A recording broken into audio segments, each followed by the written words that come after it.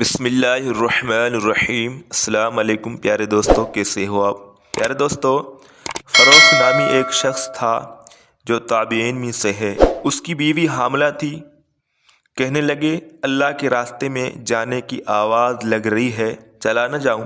بیوی کہنے لگی میں تو حاملہ ہوں، میرا کیا بنے گا؟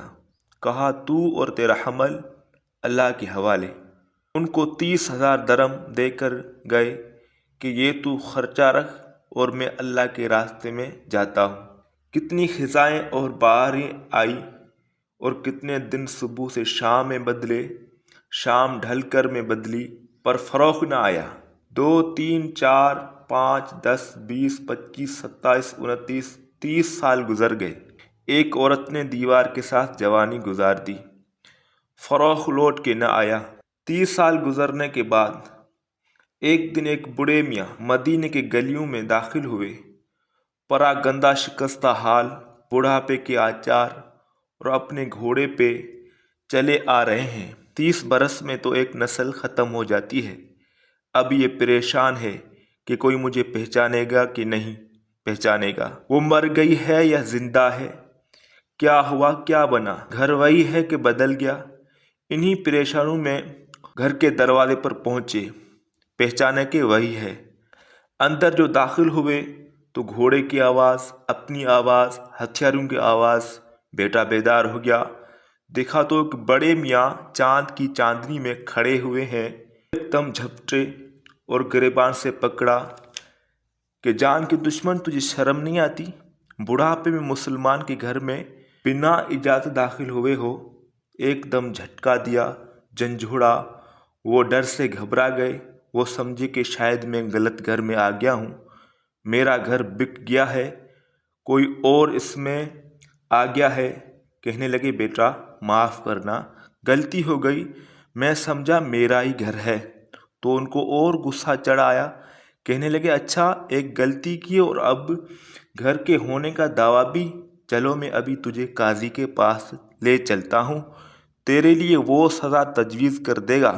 اب وہ چڑھ رہے ہیں، ادھر بڑھاپا ادھر جوانی، ادھر سفروں نے مار دیا، ہڈیاں کھوکھلی ہو گئی، اور پھر شک بھی ہے کہ پتہ نہیں میرا گھر ہے یا کسی اور کا۔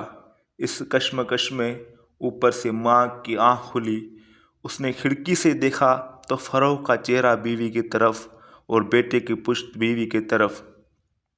تو 30 سال کے در پہ کھل گئے اور بڑھاپے کی جھڑیوں میں سے فروخ کا چمکتا چہرہ نظر آنے لگا۔ اس کی ایک چیخ نکلی، اے ربیہ! اور ربیہ کی تو پاؤں تلے زمین نکل گئی۔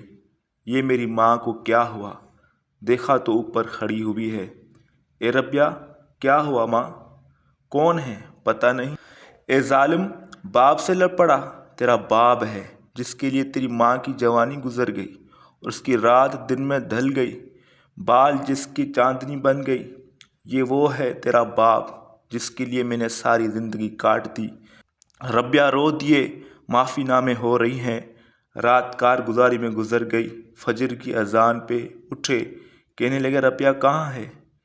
کہا وہ تو اذان سے پہلے چلا جاتا ہے۔ یہ گئے تو نماز ہو چکی تھی، اپنے نماز پڑھی، روزہ اطہر مسجد سے باہر ہوتا تھا، آ کے صلاۃ و سلام پڑھنے لگے۔ پڑھتے پڑھتے جو مسجد کی طرف نظر پڑی تو یوں مجمع بھرا پڑا اور ایک نوجوان حدیث پڑھا رہے ہیں۔ دور سے دیکھا، نظر کمزور تھی، پتہ نہ چلا کون ہے۔ ادھر ہی پیچھے بیٹھ گئے اور سننا شروع کر دیا۔ حدیث پاک کا درس ہو رہا ہے۔ جب فارغ ہوئے تو برابر والے سے کہنے لگے بیٹا کون ہے یہ کون تھا جو درس دے رہا تھا؟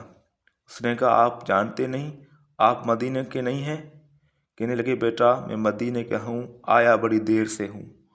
کہا یہ ربیہ ہے، مالک کے استاد، سفیان ثوری کے استاد، ابو حنیفہ کے استاد۔